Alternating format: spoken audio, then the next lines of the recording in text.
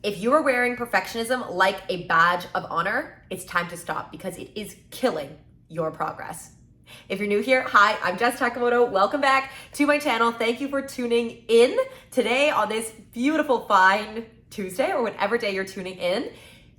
On this channel, I share mindset and goal setting tips, habits, tricks, motivational videos every single day because these are the things that helped me become a full-time entrepreneur in my early 20s. And now I feel like I have my dream job and I want you to have that too. I want you to be the best version of yourself and to be able to live your dreams. So that is what we work towards. That is what we're on a journey towards together.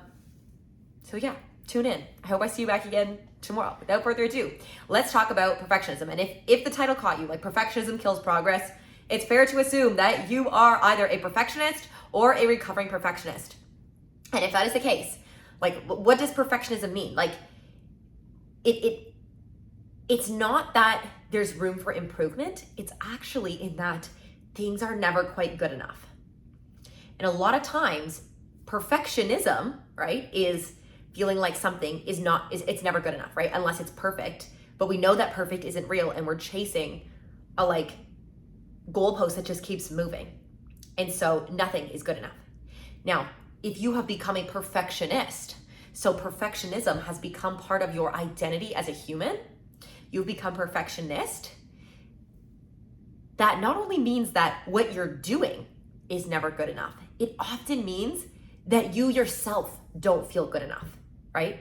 Because you are measuring yourself, because this is your identity, you are measuring yourself to a standard of perfect.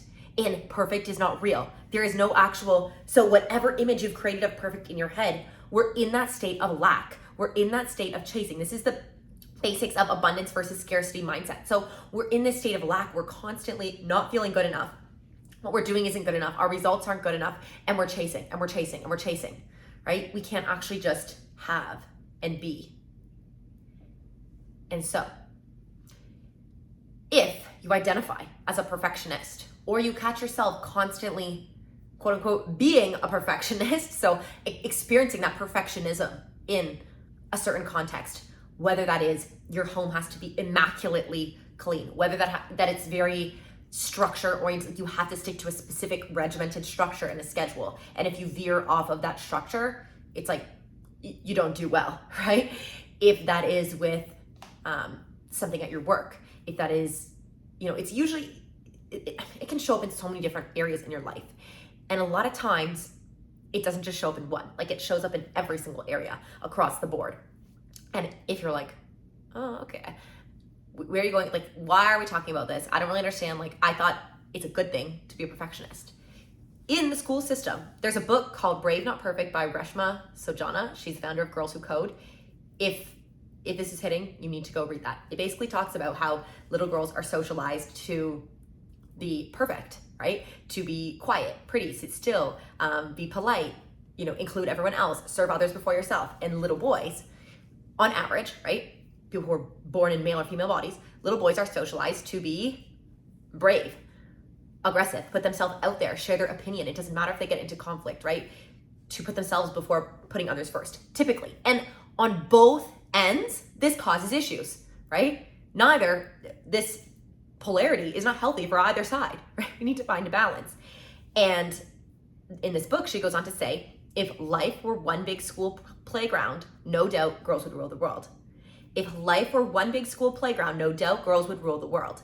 Because in school, when you are fitting inside the structure, coloring within the lines, listening, helping, putting everybody else first, being the most polite, following the rule book, right? Doing the test and getting it perfect. You're constantly on a daily, weekly, monthly, yearly basis, you are tested on how close you hit to 100%. But the thing is that post moves depending on the year, right? Like if you're in a class of really smart people, the teacher's gonna be like, well, I gotta make the tests harder. So the 100% this year is different than the 100% last year. So it's perfect is not real. Like the post keeps moving, but we're taught and we're rewarded to measure ourselves against this malleable standard, right? Stay with me. 5 minutes in, 5 minutes left to go, 10 minutes a day. This is why we're here, okay? This is good stuff. So if we're constantly we're taught to do this. And so this is why a lot of times I see this very it's an archetype. And this was me too. Perfectionism, overachieving, people pleasing, right? Very, very, very successful academically or professionally, but internally struggling with self-worth, with imposter syndrome, with never feeling good enough, with putting everyone else before yourself, with hustling, with sacrificing your health and well-being for achievement or for other people, measuring your self-worth through the external, not the internal, right? I don't know, we need like a name for this archetype. I call it like the golden girls, like the straight A girlies. Like that was, and probably, honestly, a lot of times, underlying anxiety, whether diagnosed or undiagnosed or self-diagnosed. Now, this does us so well in school, in a structured academic system. But when we become adults, this is no longer serving us. And this is where we're going to get into how perfectionism kills your progress of anything. Because we know not only is perfect not real, we also know uncertainty, risk is an inherent part of life. It is actually unavoidable.